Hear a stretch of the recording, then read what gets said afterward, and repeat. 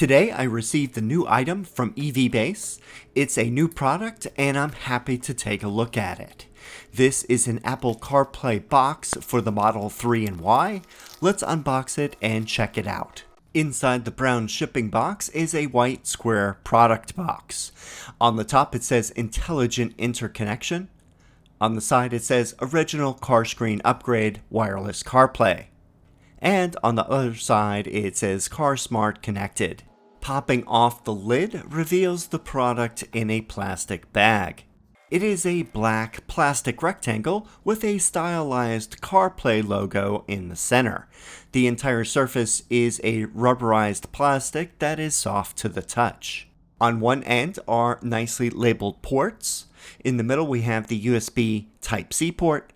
To the left that is a SIM card port, which is, by the way, not needed for this operation. To the left of that is the power LED. On the side is a rectangular button and a round hole. The manual says that this is for a manual factory reset of the device. On the bottom are 4 screws that hold it together. Underneath the cardboard support are 2 cables. The first one is a USB-A to USB-C power cable that has a nice black braided cord. This works with the pre-revision Model 3 and Y that have USB-A ports like my car has. The second is a USB-C to USB-C adapter, which offers a shorter connection if you're using a USB-C port in the revised Model 3 and Y EVs. I'll demonstrate how to connect the cable. By the way, it is 37 inches or 0.94 meters long, plenty to reach the rear seat USB ports or those in the center console area too. The box itself measures 3 5/8 inches or 9.4 centimeters long, 2.5 inches or 6.35 centimeters wide, and 0.5 inches or 1.2 centimeters deep. It's very light at 1.9 ounces or 54 grams. Here are the tools needed for today's installation. I will be using this device with my iPhone 13 Pro. Make sure you have a personal hotspot capability on your phone plan if you want to use this product. Older versions of these CarPlay boxes required active cell phone SIM cards in order to work. This is frankly a hassle since it would require another monthly payment on your cell phone account.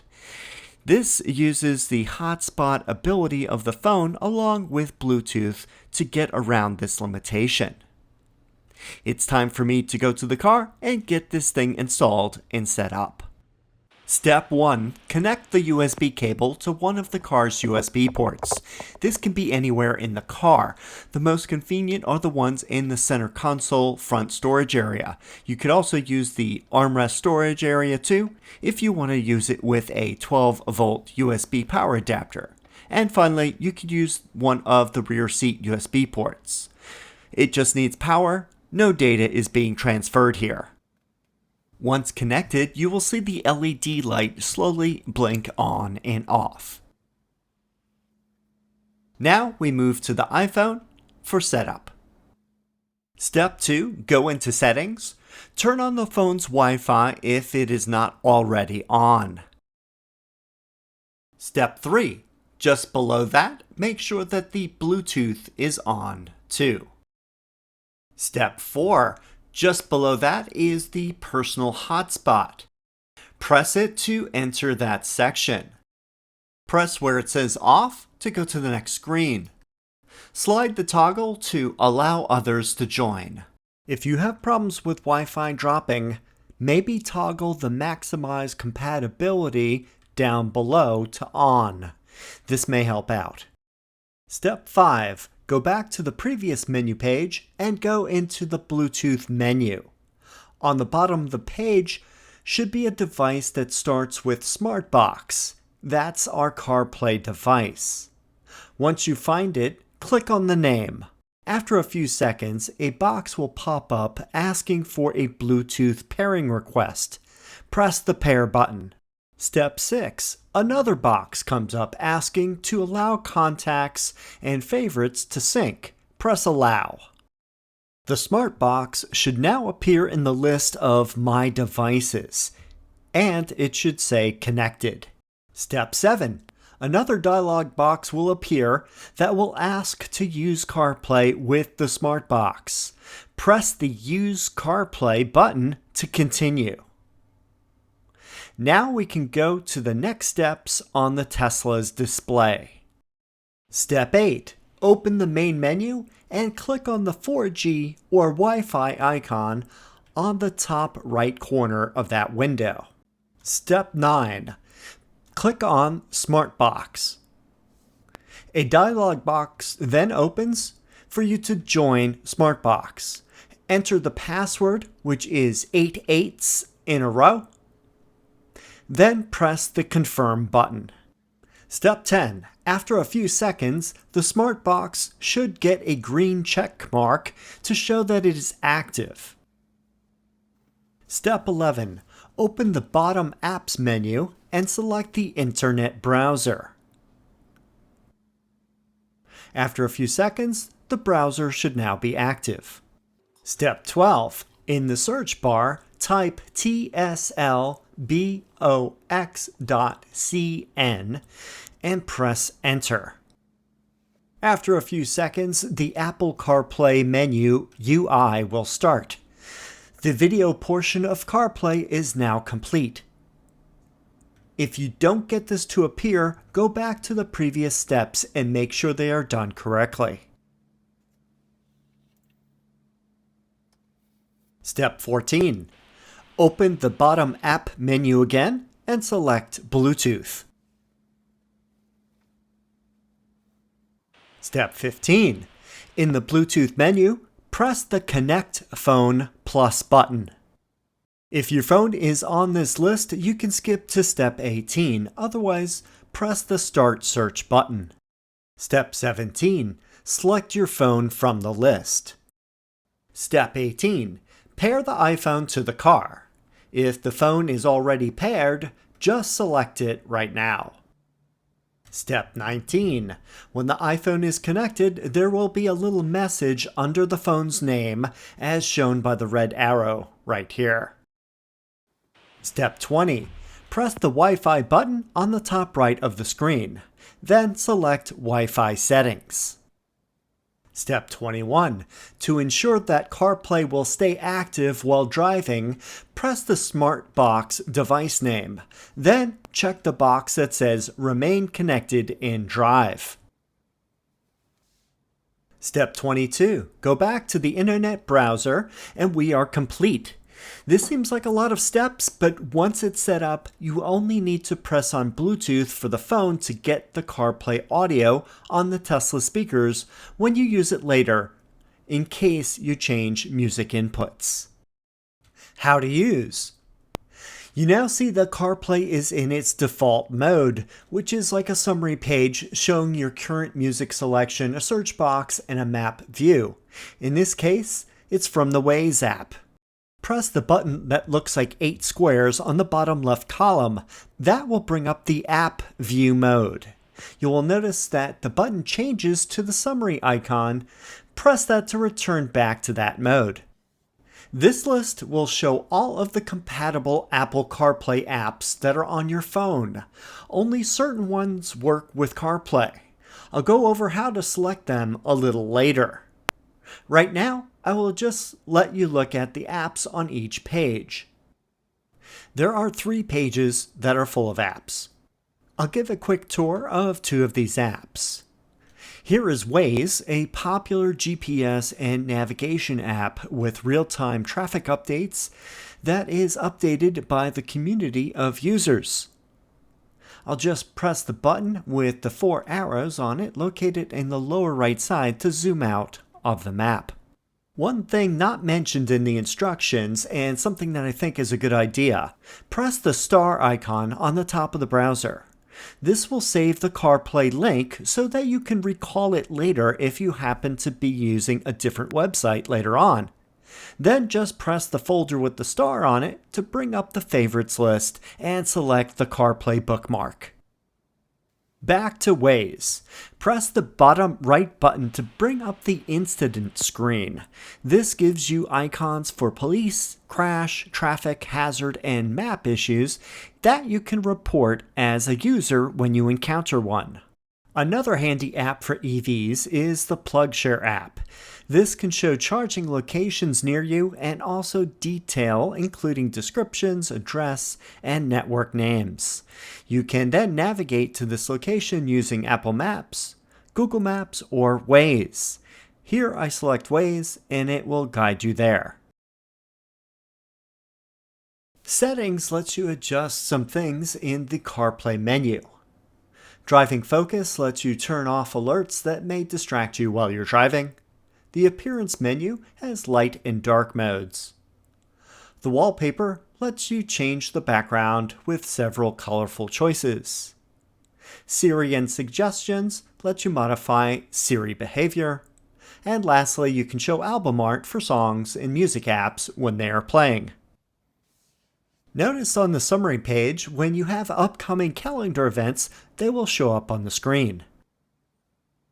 Here is the search box. When you press it, you can select categories and it will list points of interest for different things like restaurants, parking, shopping, etc.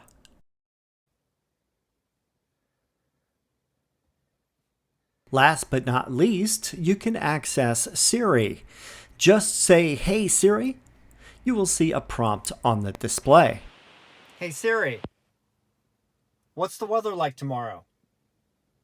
The forecast is calling for rain tomorrow. Daytime temperatures will hover around 55 degrees, with overnight lows around 44.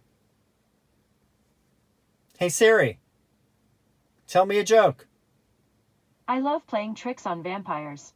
They're such suckers.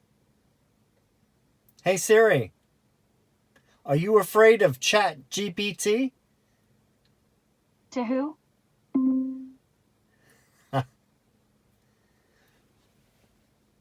Earlier, I mentioned the CarPlay app selection. Go to the phone settings and search for CarPlay. This will give you the CarPlay menu. Go down the list and select Smartbox. Now click on Customize. A list of all the CarPlay apps shows up. This is where you can customize what is shown on the Tesla screen. The 3-bar icon on the right is what you press to move the items around. For example, if I want to move Waze up to the top of the list, I grab it and move it all the way up. So I'll arrange the icons how I like. If you want all of your music apps together or your EV apps or anything really. If there are any apps you want to remove from the Tesla screen, just press the minus button to the left of the app. Then press the Remove button. The app is then relocated to the bottom of the screen in a More Apps section. You could always put it back if you change your mind. Press Reset at the top to revert to the original settings. And then press the back button to save your settings and return to the previous menu. And that's it for the apps. The next section is Troubleshoot Problems. Here are some solutions if you have a problem. Number 1, if the CarPlay is not working, for example, if you get an error, like this unable to obtain IP address, just go to the steering wheel and press the left and right buttons at the same time for a few seconds. This does a reset of the infotainment and center screen.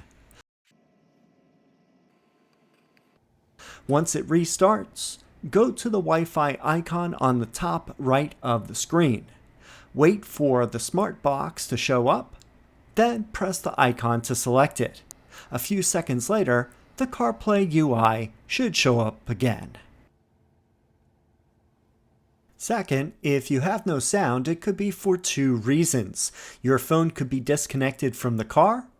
If the music or sound is playing on your phone speaker, go to the Tesla Media Selector and choose Bluetooth. Then press Connect the Phone button. Then select your phone and press Connect. At this point, the music will switch from your phone to the Tesla speakers. Or you may have the music input not set to Bluetooth. This may happen if you change media and forget to go back to Bluetooth. The sound should now be coming from the Tesla speakers in either case. I have been using this CarPlay box in my Tesla Model 3 for a couple days now. It's really convenient to use the Tesla display to access apps that are not available on the Tesla system. For example, SiriusXM, Waze, Amazon Music, a better route planner, Plugshare, etc. You can keep your phone in your pocket and access Siri if you have any questions without having to press any buttons. Since this device is an update over previous designs that required SIM cards, it also saves you from the expense of another data cost and just using your phone. Make sure your iPhone plan does support personal hotspots. That's necessary for this to work with the Tesla in a seamless way. The box is small and easy to hide in your console storage area. It works with any USB port in your car. It just needs to charge. No data is transferred by USB.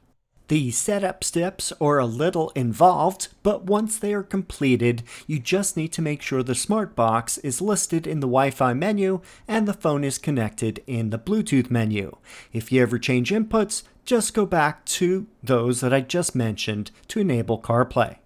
Overall, I think this is a great product. If you're interested in this for your Model 3 or Y, please see the link in the video description. It also includes a 1-year warranty, 30-day refund if you can't get it to work or are not satisfied. Use my code RANGER for this and any other EVbase product and get 15% off your purchase. As always, for the products I review, I try to give detailed installation, explanation of how they work, and my honest feedback on experience using them. I use timestamps in most of my videos to quickly find what you are looking for without unnecessary talking head videos. If you have any comments or questions, please leave them down below. Thanks for watching, and I will see you in the next video.